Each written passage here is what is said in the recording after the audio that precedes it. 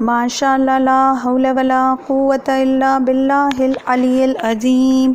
حسبنا اللہ ونعم الوکیل نعم المولا ونعم النصیر اعوذ باللہ من الشیطان الرجیم بسم اللہ الرحمن الرحیم الحمد للہ رب العالمین والصلاة والسلام علی اشرف الانبیاء والمرسلین نبینا حبیبنا وشفیع المذنبین ورحمۃ للعالمین ابی القاسم محمد اللہم صلی علی محمد وآل محمد وعجل فرجہم اسد اللہ الغالب غالب کل غالب ومطلوب کل طالب امام المشارق والمغارب علی ابن ابی طالب اللہم صلی علی محمد وآل محمد وعجل فرجہم رب اشرح لی صدری ویسر لی امری واحلل عقدۃ من لسانی یفقہوا قولی اللہم کل ولیک الحجۃ ابن الحسن صلواتک علیہ وعلی آبائہ فی ہذہ الساعۃ وفی کل ساعۃ ولیٰ وحافظا وقائدا وناصرا ودلیلا وعینا حتی تسکنہ ارضک طوعا وتمتعہ فیہا طویلا اللہم صلی علی محمد وآل محمد وعجل فرجہم وعلی اہل بیتہ الطیبین الطاہرین المعصومین المظلومین ولعنۃ اللہ علی اعدائہم اجمعین اما بعد فقد قال اللہ تبارک وتعالی فی کتابہ المجید وفرقانہ الحمید وقولہ الحق بسم اللہ الرحمن الرحیم والعصر ان الانسان لفی خسر الا الذین آمنوا وعملوا الصالحات وتواصوا بالحق وتواصوا بالصبر اللہم صلی علی محمد وآل محمد وعجل فرجہم فرجنا بہم کنیزان زہرا سلام علیکم ورحمۃ اللہ وبرکاتہ۔ تمام تر تعریفیں، تمام حمد و ستائش اور تمام شکر اس پروردگار عالم کے لیے، اس خالق کے لیے جو مخلوق نہیں، اس رازق کے لیے جو مرزوق نہیں، اس مالک کے لیے جو مملوک نہیں، اس ناصر کے لیے جو منصور نہیں، اس قاہر کے لیے جو مغلوب نہیں۔ شکر ہے اس پروردگار عالم کا جس نے قرآن کے ذریعے ہماری ہدایت کی اور قرآن کو علم حاصل کرنے کا ذریعہ قرار دیا۔ عزیزان گرامی، سورہ عصر کی تیسری آیت کی تفسیر کریں اس سے قبل یہ جان لیں کہ تفسیر کا مطلب کیا ہے۔ آیت اللہ ناصر مکارم الشرازی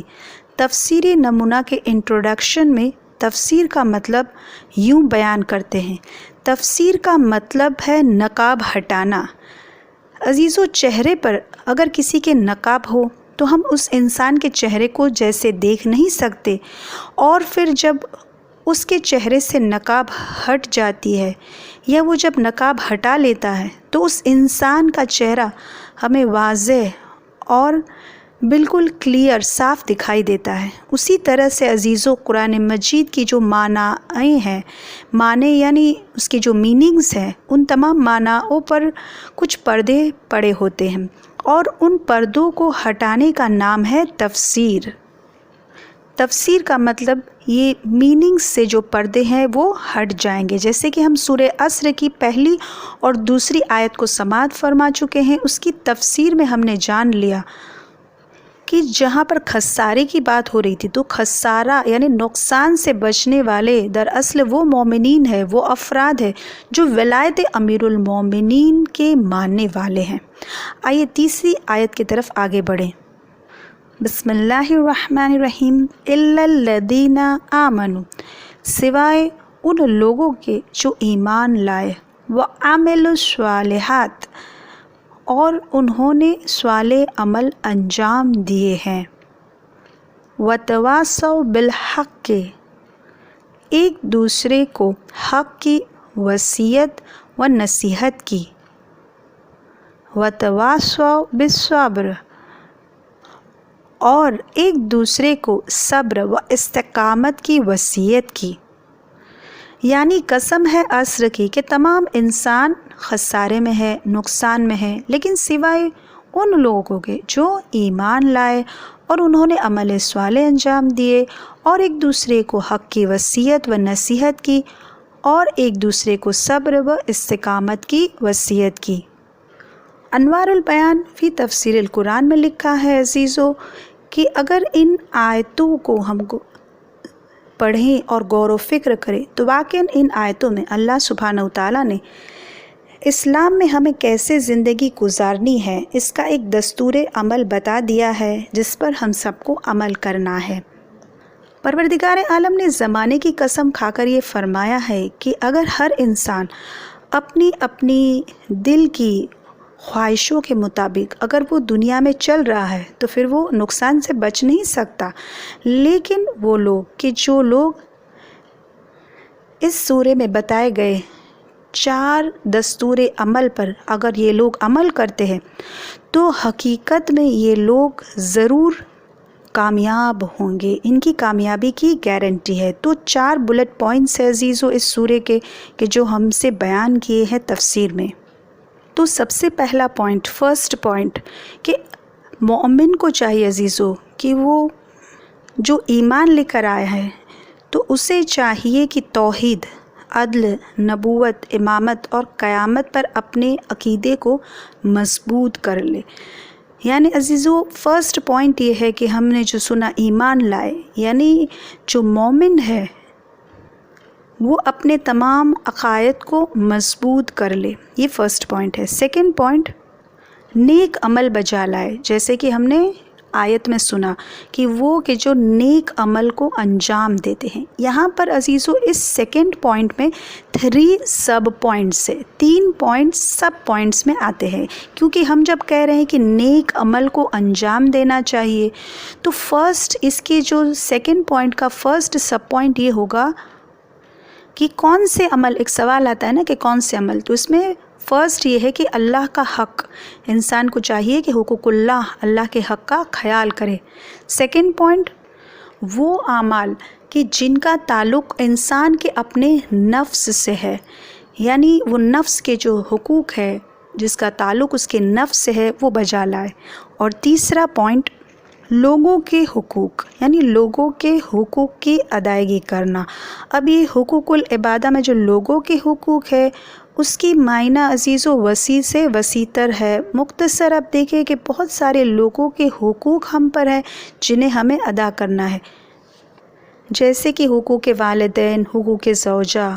حقوق اولاد، حقوق ہمسایہ، حقوق غلام، حقوق حیوانات، حقوق سلطنت، حقوق رعایا وغیرہ وغیرہ۔ عزیزو اگر ان حقوق کی ادائیگی ایک انسان ادا کرتا ہے، یعنی وہ حقوقوں کا خیال کرتا ہے، تو اللہ تعالیٰ کے مقرر کیے ان حقوق کی پابندی کرنے سے انسان کو بہت بڑا اجر ملتا ہے، اس کے لیے اجر رکھا ہے پروردگار عالم نے۔ یعنی اگر میں اپنے والدین کے حقوق کی ادائیگی کر رہی ہوں تو پروردگار عالم مجھے اس کا اجر عنایت عطا فرمائے گا۔ اب تھرڈ پوائنٹ پر آتے ہیں۔ تھرڈ پوائنٹ عزیزو، ایک دوسرے کو حق کی وصیت کرنا ہے، ایک دوسرے کو ہمیں چاہیے حق کی وصیت کرے۔ تفسیر میں لکھا ہے عزیزو کہ اگر اسے آسان الفاظ میں ہمیں سمجھنا ہے تو اسی چیز کو ہم کہتے ہیں امر بالمعروف، ایک دوسرے کو حق کی وصیت کرے یعنی امر بالمعروف کرے۔ فورتھ پوائنٹ عزیزو، ایک دوسرے کو مصائب و عالم میں صبر کی تلقین کرے، اور اسی کو آسان الفاظوں میں نہی عن المنکر کہا جاتا ہے۔ عزیزو تفسیر میں یہ لکھا ہے کہ اگر انسان ان 4 باتوں پر عمل کر لے، یہ دستور عمل جو بتایا ہے اس پر اگر وہ عمل کرے تو اس کی زندگی کامیاب ہو جائے گی، اس کی زندگی سنور جائے گی۔ اسی تفسیر میں یہ لکھا ہے عزیزو کہ ہم غور و فکر کریں کہ اگر اس سورے کی تعویل کے طور پر اگر کسی کو پیش کیا جا سکتا ہے تو اس کے حقدار کربلا کے مجاہد ہے، وہ کربلا کے شہید ہے، اور قیامت تک انسانوں کے لیے کربلا والوں کا مقام عبرتناک ہے۔ یعنی عزیزو کربلا والوں کی زندگی پر اگر ہم غور و فکر کریں اور اگر ہم اس سے نصیحت حاصل کریں تو انسان عزیز و کمالات کے درجے تک پہنچ سکتا ہے۔ کربلا والوں کی زندگی پر آپ غور و فکر کریں۔ اس سورے میں پہلا پوائنٹ کیا تھا کہ عقیدہ مضبوط ہونا چاہیے اگر مومن ہے تو ان کا عقیدہ کتنا مضبوط تھا۔ دوسرا عمل صالح بجا لانا، جس میں پہلا اللہ کا حق تھا اور دوسرا نفس کا حق اور تیسرا لوگوں کا حق۔ تو عزیزو یہ عمل صالح جو ہے کربلا والوں میں ہمیں نظر آتا ہے۔ تیسرا پوائنٹ ایک دوسرے کو حق کی جو وصیت کرنا ہے، امر بالمعروف، تو یہ عزیزو حق یعنی تفسیر نور الثقلین کے مطابق حق یعنی امامت کی بھی وصیت کرنا، تو یہ کربلا والے امام کی طرف وصیت کر رہے تھے۔ اور چوتھا پوائنٹ ایک دوسرے کو صبر کی وصیت کرنا، نہی عن المنکر کرنا، یہ سب عزیزو کربلا والوں میں واضح طور پر ہمیں نظر آتا ہے، جن کی زندگی سے ہمیں درس لینا چاہیے۔ آئیے last and most important point, Syed ibn Tawus نے اپنی کتاب اقبال کے پہلی جلد میں سورہ عصر کی تفسیر میں یہ سورہ کی جو آخری آیت ہے وَتَوَاصَوْا بِالْحَقِّ وَتَوَاصَوْا بِالصَّبْرِ، اس کی معنوں میں یہ فرمایا ہے کہ ہمارے پر امام زمانہ اجل اللہ تعالیٰ فرجہ شریف کے جو حقوق ہیں، ہمیں چاہیے کہ ایک دوسرے کو ہم یہ حقوق کی یاد دہانی کریں، ایک دوسرے کو حقوق یاد دلوائیں اور حقوق کی ادائیگی کریں۔ تو بس خدا سے دعا کرتے ہیں کہ پروردگار ہمیں امام کے حق کو ادا کرنے کی توفیق عنایت عطا فرمانا۔ عزیزان گرامی، جوشن کبیر میں 14 نمبر کے پیراگراف میں اللہ کا پہلا اسم یا دلیل المتحیرین ہم نے دیکھا تھا، یعنی اے بھٹکے اور گمراہ لوگوں کے رہنما۔ دوسرا اسم یا غیاث المستغیثین، اے فریاد کرنے والوں کے فریاد رس۔ اور تیسرا اسم ہے یا صریخ المستصرخین، اے فریاد کرنے والوں کی فریاد سننے والے۔ دیکھیے عزیزان گرامی، کل ہم نے سنا تھا یا غیاث المستغیثین، اے فریاد کرنے والوں کی فریاد رس، یعنی جو تجھ سے فریاد کرتا ہے تو اس کی فریاد کو پہنچتا ہے۔ لیکن آج عزیزو وہ کہ جو فریاد کرتا ہے خدا اس کی فریاد کو سنتا ہے۔ پروردگار عالم نے ہمیں بھی سماعت کی قوت دی ہے، یعنی ہم بھی سن سکتے ہیں، ہے نا عزیزو؟ لیکن بات یہ ہے عزیزو کہ اگر وہ لوگ کہ جو زبان سے بول نہیں سکتے، جو گونگے ہیں، ان کی آواز ہم نہیں سنتے، اس کی فریاد ہم نہیں سنتے، اس کی دعا ہم نہیں سن پا رہے۔ لیکن عزیزو ایسے لوگ جب پروردگار عالم کی بارگاہ میں فریاد کرتے ہیں، حالانکہ وہ لفظوں سے بول نہیں سکتے، لیکن ان کی دل کی آواز سے جب وہ پروردگار عالم کو پکارتے ہیں تو پروردگار سنتا بھی ہے اور قبول بھی کرتا ہے۔ خدا کیسے فریاد کو پہنچتا ہے، یہ جاننے کے لیے عزیزو ایک چھوٹی سی روایت سچے واقعات سے پیش کرتی چلوں۔ ایک بہت ہی عبادت گزار شخص تھا جس کا نام تھا لبیب، اور یہ لبیب بہت ہی غریب شخص تھا جس کا کچا سا مکان تھا۔ ایک دن عزیزو اس نے اپنے گھر کے مکان میں ایک سانپ کو داخل ہوتے ہوئے دیکھا۔ لبیب نے فوراً سوچا کہ کہیں میرے بچوں کو کاٹ نہ لے، لہٰذا اس سانپ کو پکڑنا چاہا۔ دم پکڑی تو سانپ نے اسے کاٹ لیا۔ جیسے ہی سانپ نے اسے کاٹا اس کے ہاتھ شل ہو گئے، ایک ہاتھ شل ہوا، پھر دوسرا ہاتھ شل ہوا۔ عزیزو سانپ کے زہر کی وجہ سے وہ نابینا ہو گیا، اس کی زبان بند ہو گئی، صرف اور صرف کانوں سے سننے کی طاقت باقی تھی، سماعت کی قوت تھی، وہی ایک طاقت عزیزو باقی رہی۔ عزیزو جسم کے ہر اعضاء اس کے بیکار ہو گئے تھے، اسی طرح سے وہ بستر پر پڑا رہا تھا، ایک تخت پر عزیزو اسے ڈال دیا گیا تھا، اور اسی طرح سے 1 سال گزر گیا۔ 1 سال کے بعد اس کی پڑوس کی کچھ خواتین اس کے گھر آئی اور اس کی زوجہ سے پوچھا لبیب کیسا ہے؟ زوجہ نے کہا نہ اچھا ہوتا ہے کہ اسے راحت ملے اور نہ مرتا ہے کہ ہمیں آرام ملے۔ لبیب نے جب یہ سنا تو دل بہت شکستہ ہوا۔ دل دکھ سے بھر گیا کہ میں اب ان لوگوں پر بوجھ ہوں۔ بس شکستہ دل کے ساتھ بے چارگی اور مجبوری کے عالم میں عزیز و لبیب نے پورے خلوص، خشوع و خضوع کے ساتھ دل ہی دل میں پروردگار عالم سے مناجات کی، اپنے پروردگار عالم کے سامنے فریاد کی اور نجات کی درخواست کی۔ اچانک عزیزو اس کے جسم میں، پورے بدن میں، ہر اعضاء میں شدت سے درد کی ٹیسیں اٹھنے لگی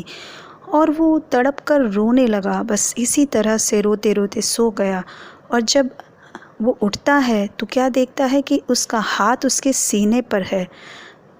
عزیزو اس نے محسوس کیا کہ اس کے ہاتھوں میں حرکت آ چکی ہے اور اس کے جسم کے ہر اعضاء میں گویا کسی نے جان ڈال دی ہو، قوت و طاقت محسوس کی اس نے۔ وہ کھڑا ہو گیا اور چلتے ہوئے کمرے کے باہر گیا۔ عزیزو 1 سال کے بعد اس نے جب آسمان دیکھا تو بے ساختہ اس کے لبوں پر یہ جملے آ گئے، یا قدیم الاحسان لک الحمد، اے اپنے بندوں پر ہمیشہ سے احسان کرنے والے، تو ہی حمد کے لائق ہے۔ عزیزو اسی طرح سے وہ فریاد کرنے والوں کی فریاد کو سنتا بھی ہے اور فریاد کو پہنچتا بھی ہے۔ پروردگار عالم نے اپنی صفات کا عکس ان معصومین علیہم السلام میں رکھا ہے۔ خدا وہ ہے جو مسلسل احسان کرتا ہے، تو انہیں بھی صاحب احسان بنایا ہے۔ خدا ہر ایک کو عطا کرتا ہے، چاہے وہ اسے مانے یا نہ مانے، چاہے وہ کسی بھی مذہب کا کیوں نہ ہو۔ اسی طرح سے عزیزو معصومین علیہم السلام اپنوں کو تو عطا کرتے ہی ہے، لیکن اگر غیر جو ہے وہ عقیدت کے ساتھ ان سے طلب کرتے ہیں، مانگتے ہیں، تو وہ ان غیروں کو بھی عطا کر دیتے ہیں۔ جب معصومین علیہم السلام یہ دیکھتے ہیں کہ یہ شیعہ نہیں ہے، مگر بہرحال ان کا جھکاؤ اہل بیت علیہم السلام کے گھرانے سے ضرور ہے، اور اتنی تو سمجھ ہے ان کو عزیزو کہ یہ آل محمد علیہ السلام رسول خدا صلی اللہ علیہ وآلہ وسلم کے گھرانے سے ہے، اس لیے اگر عزیزو یہ ان کی طرف جھکاؤ رکھتے ہیں، اور بہت سارے لوگ ایسے ہیں عزیزو جو عقیدت کے ساتھ مجلسوں میں آتے ہیں، نظر و نیاز کو اہمیت دیتے ہیں،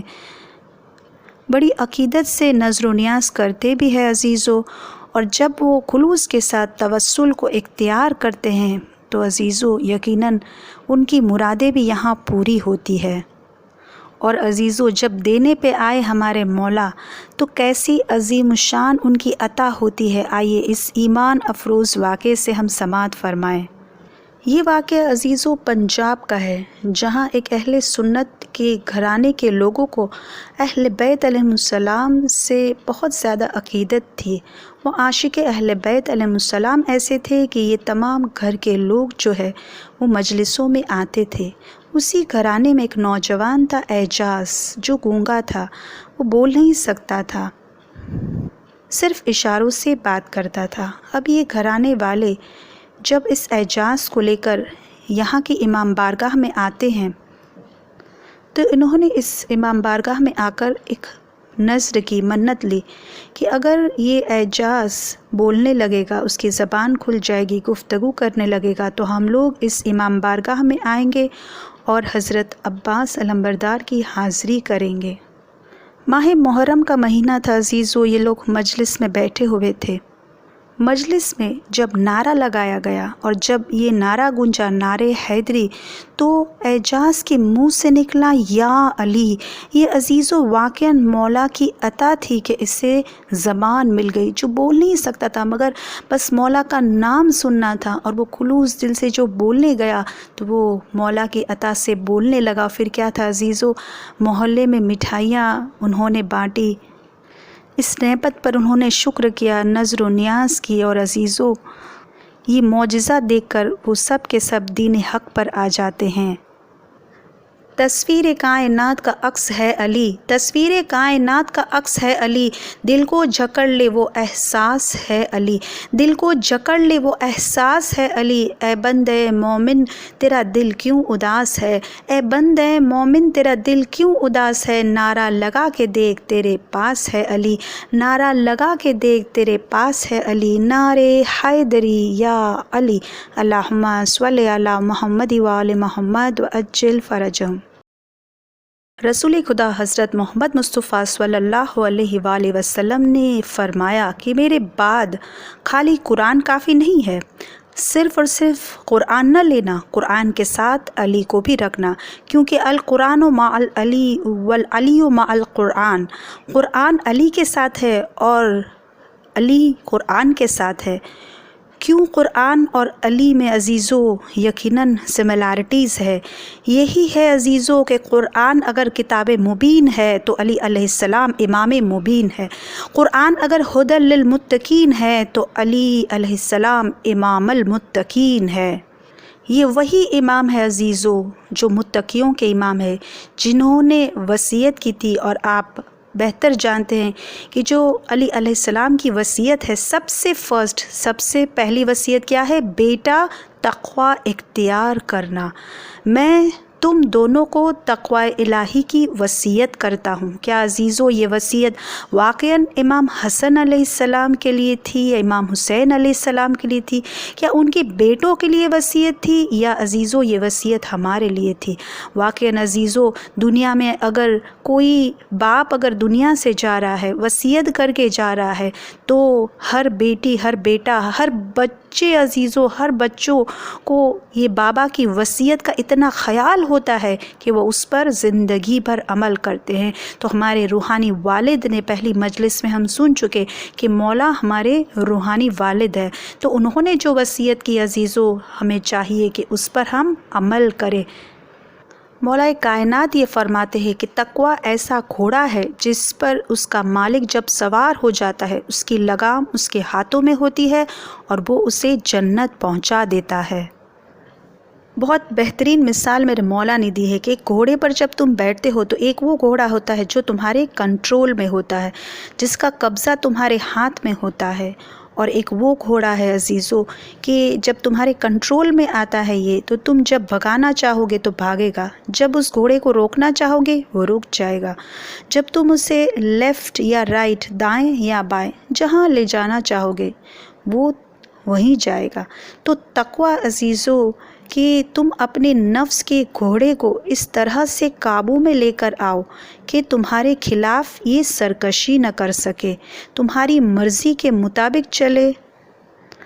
ایسا تمہیں تقوی اختیار کرنا ہے عزیزو کہ تمہارا نفس تمہارے کنٹرول میں رہے۔ مثال کے طور پر اگر میں یہ کہوں کہ میں صبح کی نماز تو پڑھنا چاہتی ہوں لیکن میری آنکھ نہیں کھلتی، تو اس کا مطلب یہ ہوا عزیزو کہ یہ جو نفس کا گھوڑا ہے میرا، وہ میرا گھوڑا، میرا نفس کنٹرول میں نہیں ہے، یعنی نفس کا گھوڑا جو ہے وہ کنٹرول میں نہیں ہے، وہ سرکشی کر رہا ہے، یعنی میں اس پہ کنٹرول نہیں پا سکتی۔ لیکن اگر عزیزو میں تقوی اختیار کر لوں، نماز کی ادائیگی پابندی کے ساتھ کروں، تو یہی نماز مجھے جنت تک پہنچا دے گی۔ تو یہی مولا سمجھانا چاہتے عزیزو کہ تم تقوی اختیار کرو۔ متقین کی صفت جو ہے عزیزو نہج البلاغہ میں مولا کائنات نے بیان کی ہے، اور وہ حمام والا مشہور خطبہ ہے، اور قرآن مجید کی سورہ بقرہ کی جو بالکل آغازی آیتیں ہیں، اس میں خصوصی طور پر آیت نمبر 3 میں سے آج ہم متقی کی صرف ایک صفت سنتے ہیں، اور مولا کائنات نے اس صفت کو عزیزو کس طرح سے اپنی زندگی میں اپنایا تھا یہ جانتے ہیں۔ اور عزیزو مولا کی زندگی چونکہ ہمارے لیے نمونِ عمل ہے، تو امام المتقین کے نقش قدم پر ہم بھی چلنے کی کوشش کریں۔ تو سورہ بقرہ کی جو آیت نمبر 3 ہے، 3rd آیت، اس کا آخری جو فقرہ ہے، آخری آیت کے جو الفاظ ہیں، مما رزقناہم ینفقون، یعنی ہم نے اسے جو رزق عطا کیا ہے وہ اسے خرچ کرتے ہیں، اللہ کی راہ میں خرچ کرتے ہیں۔ تو عزیزو متقی کی صفتوں میں سے ایک صفت یہ ہے کہ پروردگار عالم نے جو اسے رزق دیا ہے اسے اللہ کی راہ میں وہ خرچ کرتے ہیں، اور یہی چیز عزیزو ہم مولا کائنات کی زندگی میں دیکھتے ہیں۔ مولا کائنات عزیزو سارا دن یہودیوں کے باغ میں درختوں کو پانی دیا کرتے تھے، کام کرتے تھے، اور وہاں سے جو مزدوری حاصل کرتے تھے وہ غربا، مسکین میں، یتیم میں تقسیم کر دیتے تھے، اور خود فاقہ کرتے تھے، فاقے کی حالت میں رہتے تھے، بلکہ روایت میں جو شرح ہے نہج البلاغہ کی، اس میں یہ بھی لکھا ہے کہ فاقے کی وجہ سے بعض وقت شکم پر پتھر بھی باندھ لیا کرتے تھے۔ سورہ بقرہ کی یہ تیسری آیت کو اگر ہم تفسیر نمونہ سے سمجھیں تو مما رزقناہم ینفقون، یہاں اس آیت میں عزیزوں پرہیزگاروں کی تیسری صفت کا بیان ہے کہ پروردگار عالم نے جو ان کو نعمتیں دی ہے، چاہے وہ رزق ہو، چاہے وہ علم ہو، چاہے وہ حکمت ہو، چاہے وہ طاقت ہو، وہ سب کے سب عزیزو اللہ کی راہ میں خلوص سے دل کے ساتھ خرچ کرتے ہیں۔ اسی تفسیر میں ایک بہترین مثال دی گئی ہے کہ جیسے ہمارے جسم میں دل صرف اپنے لیے کام نہیں کرتا، عزیزو یہ دل اس کے پاس جو بھی ہے وہ دوسرے جسم کے حصوں تو دیتا ہے، پہنچاتا ہے۔ اسی طرح سے متقی اور پرہیزگار وہ ہے جو اپنے مال، علم، حکمت، قوت، ان ساری چیزوں سے ہر حاجت مند کی مدد کرتا ہے، ان پر وہ خرچ کرتا ہے اور اتنا خلوص رکھتا ہے کہ وہ اس لیے نہیں ان کی مدد کرتا تاکہ وہ یہ خواہش کرے کہ اس کا مجھے بدلہ ملے۔ بدلے کی کوئی خواہش اس کے دل میں نہیں ہوتی، وہ صرف اور صرف اللہ کی خوشی کے لیے خرچ کرتا ہے۔ دوسرا اگزامپل دیا ہے عزیزوں کہ جس طرح سے آفتاب یعنی سورج جس طرح سے سب کو روشنی دیتا ہے لیکن بدلے کی تمنا نہیں کرتا، متقی پرہیزگار ہر ایک کی مدد کرتے ہیں لیکن بدلے کی تمنا اور خواہش نہیں رکھتے۔ تیسری مثال بھی بہترین دی ہے عزیزوں کہ رزق کو اس طرح سے خرچ کرتے ہیں کہ متقی یہ سمجھتے ہیں کہ یہ خدا کی امانت ہے اور یہ خدا کا وہ تحفہ ہے کہ اگر ہم بندوں پر خرچ کریں گے، اور یہ خرچ کر کے عزیزوں اتنے خوش ہوتے ہیں وہ کہ ہم نے خداوند عالم کی بندوں کی وہ امانت جو اس نے دی تھی، وہ نعمت جو اس نے دی تھی، اس سے ہم نے مدد کی۔ اور یہی عزیزوں مولا کائنات کی زندگی میں ہم دیکھیں، ہم یہ واقعہ بہت اچھی طرح سے جانتے ہیں عزیزوں کہ جب کسی نے مولا کائنات کو پوچھا تھا، جب آپ گھوڑے پر چڑھ رہے تھے، ایک پیر آپ کا رکاب میں تھا اور مولا سے پوچھا، وہ شخص کہ جو اسلام کی منزلوں پر نہیں ہے، وہ پوچھ رہا ہے علی علیہ السلام کو کہ اسلام کیا ہے؟ تو مولا نے کیا کہا؟ اللہ کی عبادت۔ اسلام دو چیزوں کا نام ہے، ایک اللہ کی عبادت اور دوسرا مخلوق کے خدا کی مدد، مخلوق کے کام آنا، مخلوق کی مدد کرنا۔ اس مشہور واقعے کو ہم اکثر سنتے رہتے ہیں عزیزو، اس لیے بہت ہی مختصر الفاظوں میں عزیزو یاد دہانی اور ذکر ہو جائے عزیزو کہ ایک جنگ میں حضرت علی علیہ السلام ایک مشرک پہلوان کے ساتھ جب جنگ کر رہے تھے تو ہمیں یاد ہے کہ اس دشمن نے کیا کہا تھا کہ اے علی اپنی تلوار مجھے عطا کر دو، اور اس نے جب یہ کہا عزیزو فوراً مولا کائنات نے تلوار اس کے جانب پھینک دی۔ اب وہ پہلوان تلوار تو اٹھا رہا ہے لیکن حیران ہو کر کہہ رہا ہے کہ اے علی آپ ایسے موقع پر بھی دشمن کو تلوار عطا کر رہے ہیں، تو کیا ایسے موقع پر تلوار دی جا سکتی ہے؟ مولا کائنات نے فرمایا کہ تم نے سوال کیا تھا اور میں کسی سائل کو مایوس نہیں کرنا چاہتا۔ کسی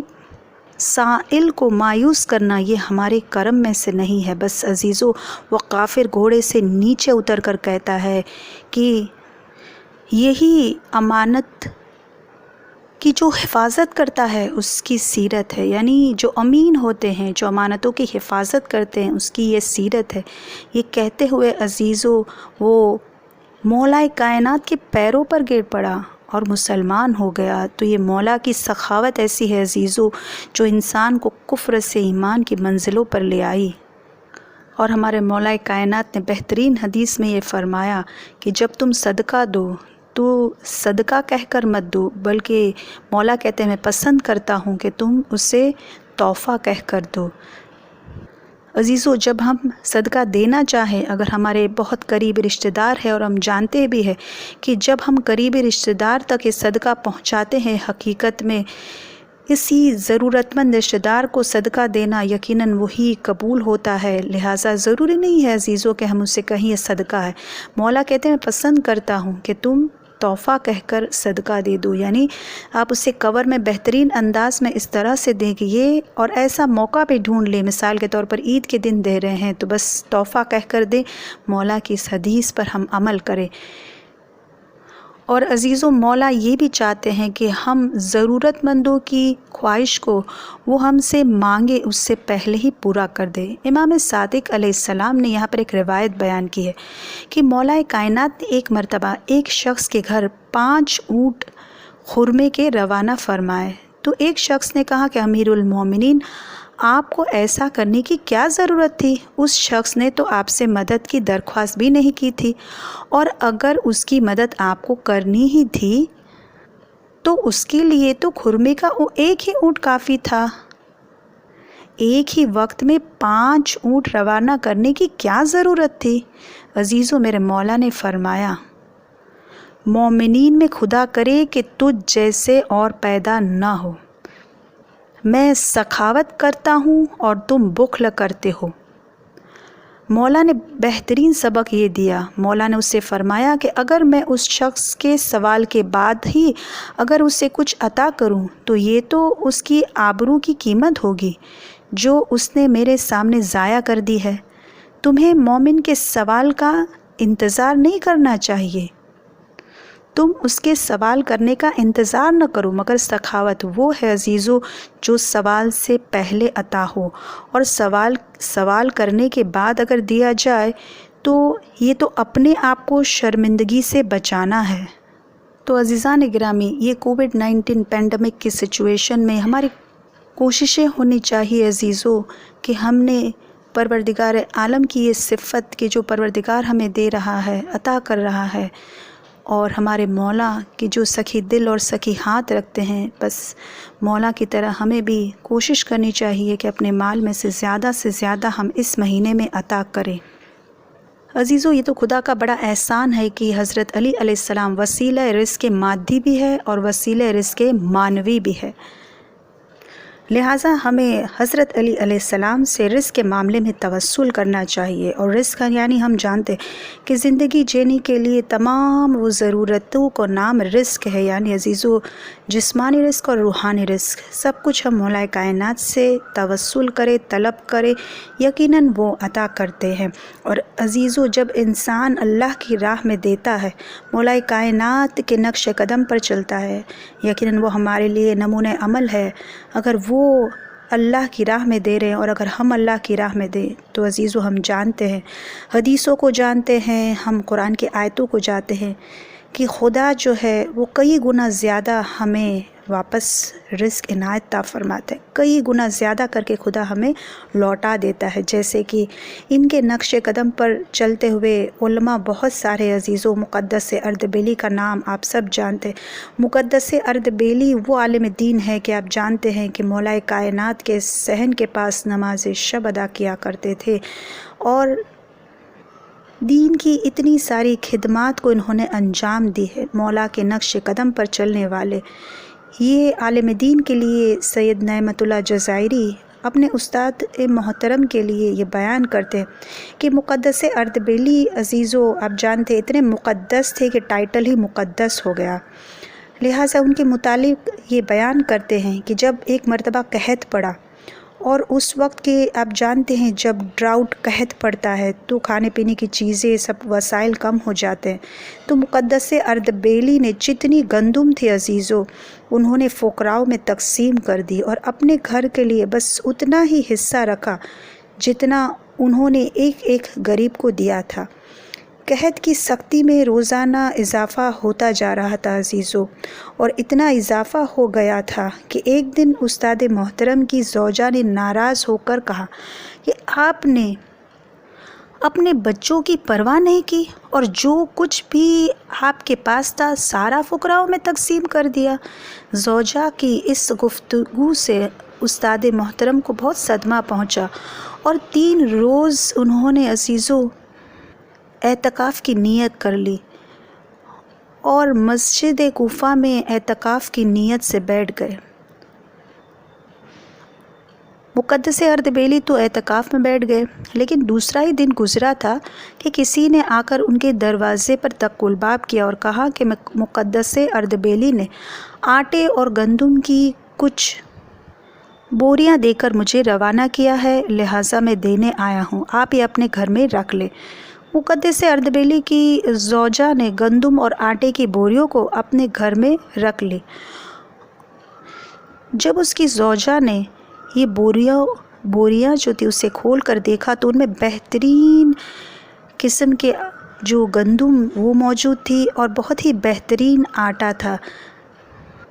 یعنی بیسٹ کوالٹی کا تھا۔ مقدس اردبیلی جب اعتکاف سے واپس آئے تو زوجہ نے خوش ہو کر شکریہ ادا کیا، تو وہ تو حیران ہو گئے اور انہوں نے فرمایا کہ خدا کی قسم، میں نے تو بوریاں نہیں بھیجی تھی اور نہ ہی میں کسی بھیجنے والے کو پہچانتا ہوں۔ یہ واقعہ کیا بتا رہا ہے عزیزو؟ حالانکہ مقدس اردبیلی نے یہ بوریاں نہیں بھیجی، لیکن بس اس پروردگار عالم نے یقیناً جو رزق اللہ کی راہ میں دیا جاتا ہے، کئی گنا بہترین رزق خدا عطا فرماتا ہے۔ جہاں رزق کے لیے عزیزو کوشش کرنی ہوتی ہے، دعائیں کرنی ہوتی ہے، وہاں کچھ مولائے کائنات کی بہترین حدیثیں ہیں کہ جسے ہم سماعت فرمائیں گے، اور عزیزو ان حدیثوں پر اگر انسان غور و فکر کر کے عمل کرے تو واقعاً اس کے رزق میں اضافہ ہو جائے گا۔ مولائے کائنات پہلی حدیث میں فرماتے ہیں کہ امانت کو ادا کرنا رزق کو بڑھاتا ہے۔ اگر آپ امانتوں کا حق ادا کر رہے ہیں تو آپ کے رزق میں اضافہ ہو جائے گا۔ یہ حدیث ہمیں امین بننے کی نصیحت کر رہی ہے کہ عزیزو اگر ہم اپنے طور پر اگر امین بن جائے، ہر امانتوں کا حق ادا کرے تو ہمارے رزق میں اضافہ ہو جائے گا۔ پھر دوسری حدیث میں مولائے کائنات فرماتے ہیں کہ جس کی نیت اچھی ہوتی ہے عزیزو اس کا رزق زیادہ ہوتا ہے۔ بس اپنی نیتوں میں اخلاص لے آئیں کہ اگر ہماری نیت کو ہم درست کر دیں تو بس ہمارے رزق میں اضافہ ہو جائے گا۔ تیسری حدیث میں مولا فرماتے ہیں کہ اللہ کے لیے اگر کوئی اپنے بھائی کے ساتھ درگزر یعنی معاف کرے اسے، تو اگر درگزر کرنا، اپنے بھائی کو معاف کرنا، مومن کو معاف کرنا، یقیناً یہ رزق میں اضافے کا سبب ہوتا ہے۔ مولائے کائنات یہ بتا رہے ہیں عزیزوں کہ اگر کسی مومن کو ہم معاف کرتے ہیں تو یہ معاف کرنا ہمارے رزق میں اضافے کا سبب بنتا ہے۔ چوتھی حدیث میں مولائے کائنات فرماتے ہیں کہ اگر اچھے اخلاق سے تم پیش آتے ہو تو اچھے اخلاق رکھنے سے عزیزو روزی میں اضافہ ہوتا ہے، یعنی اچھے اخلاق کو بڑھانے میں روزی کے خزانے چھپے ہوئے ہیں۔ جتنا ہم اچھے اخلاق کے ساتھ لوگوں سے پیش آئیں گے بس رزق میں وسعت ہو جائے گی۔ اور پانچویں حدیث جو مولائے کائنات نے رزق کے حوالے سے بیان کی ہے وہ ہے برکت کا سبب۔ مولا کہتے ہیں کہ تواضع، یعنی جسے ہم گجراتی میں نمرتا کہتے ہیں، تو مولا فرماتے ہیں کہ تواضع کے ساتھ عزیزو یقیناً پیش آنا رزق میں اضافے کا سبب بنتا ہے۔ عزیزو کتنی بہترین باتیں مولائے کائنات نے ہمیں بتائی ہے کہ ہم امین بن جائیں، نیتوں کو درست کر لیں، اور اگر ہم معاف کریں سب کو، اچھے اخلاق کے ساتھ پیش آئے، تواضع اور انکساری کے ساتھ اگر پیش آئے عزیزو تو ہمارے رزق میں اضافہ ہو جائے گا۔ اور تواضع اور انکساری کے سلسلے میں ایک بات عزیزو ضرور بیان کرنا چاہوں گی کہ مولائے کائنات کو جب پوچھا گیا کہ آپ کے اتنے سارے لقب ہیں تو آپ کو کون سا لقب سب سے بہتر آپ کو لگتا ہے، یعنی سب سے زیادہ پسندیدہ آپ کا کون سا لقب سب سے زیادہ پسندیدہ ہے؟ تو میرے مولائے کائنات نے جو اپنا لقب جو سب سے زیادہ مولا پسند کرتے ہیں وہ بتایا کہ وہ ہے ابو تراب، مٹی کا باپ۔ یعنی کتنی تواضع ہے عزیزو کہ اتنے سارے القاب میں سے مولا کہتے ہیں مجھے ابو تراب بہت پسند ہے، مٹی کا باپ، یعنی اتنے تواضع والے ہیں مولا۔ بس آئیے مولا سے ہم توسل کریں۔ بسم اللہ الرحمن الرحیم، یا اللہ یا رحمان یا رحیم یا مقلب القلوب ثبت قلبی علی دینک، اللہم صلی علی محمد و آل محمد وعجل فرجہم فرجنا بہم۔ پروردگار تجھے مولا کائنات کا واسطہ زمانے کے امام کے ظہور میں تعجیل فرما، امام کے ظہور میں سہل و آسانی فرما، امام کی پہلی آواز پر لبے کہنے کی توفیق عنایت عطا فرما، ان کے آوان انصار تابع فرما ابدار شیوں میں سے قرار دے۔ پروردگار تجھے مولا کائنات کا واسطہ ہم سب کو علم کامل، عمل کامل، اخلاق کامل، تقوی کامل، حکمت کامل عنایت عطا فرما۔ تجھے مولا کائنات کا واسطہ ہم سب کو وسیع، حلال، کشادہ، طیب و طاہر روحانی اور جسمانی رزق عنایت عطا فرما، اسی رزق کو تیری راہ میں خرچ کرنے کی توفیق عنایت عطا فرما۔ پروردگار یقیناً ہمارے اور ہمارے مرحومین کے گناہوں کو تو معاف فرما، اور خصوصی طور پر پروردگار ان آخری ماہ رمضان کے دنوں میں سچی توبہ کرنے کی توفیق عنایت عطا فرما۔ یہ عشرہ عزیزو حقیقت میں اپنے آپ کو جہنم کی آگ سے چھڑوانے کا ہے۔ آئیے دعا کرے کہ پروردگار تجھے مولا کا واسطہ ہمیں جہنم کی آگ سے بچا لینا اور جنت میں مقام محمود اماموں کا ساتھ نصیب فرما۔ پروردگار کرونا وائرس کی وبا کو نیست و نابود کر دے، ہر اہل بیت کے چاہنے والوں کو حفظ و امان نصیب فرما، ہر بیمار کو شفا عاجلہ کاملہ عنایت عطا فرما، ہر پریشان حال کی پریشانی کو دور کر دے، اور خصوصی طور پر مولا کائنات کا تجھے واسطہ پروردگار ہر سامعین کی دلی تمناؤں کو پورا کر دے، ان کی ہر دعاؤں کو مستجاب فرما، ہر اہل بیت کے چاہنے والوں کو شاد و آباد کر دے۔ ربنا تقبل منا انک انت السمیع العلیم۔ سبحان ربک رب العزت عما یصفون والسلام علی المرسلین والحمد للہ رب العالمین۔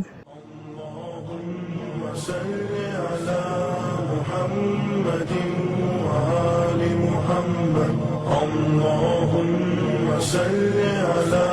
محمد وآل محمد، اللهم صل على محمد وآل محمد، اللهم صل على محمد وآل محمد، اللهم صل على محمد وآل محمد، اللهم صل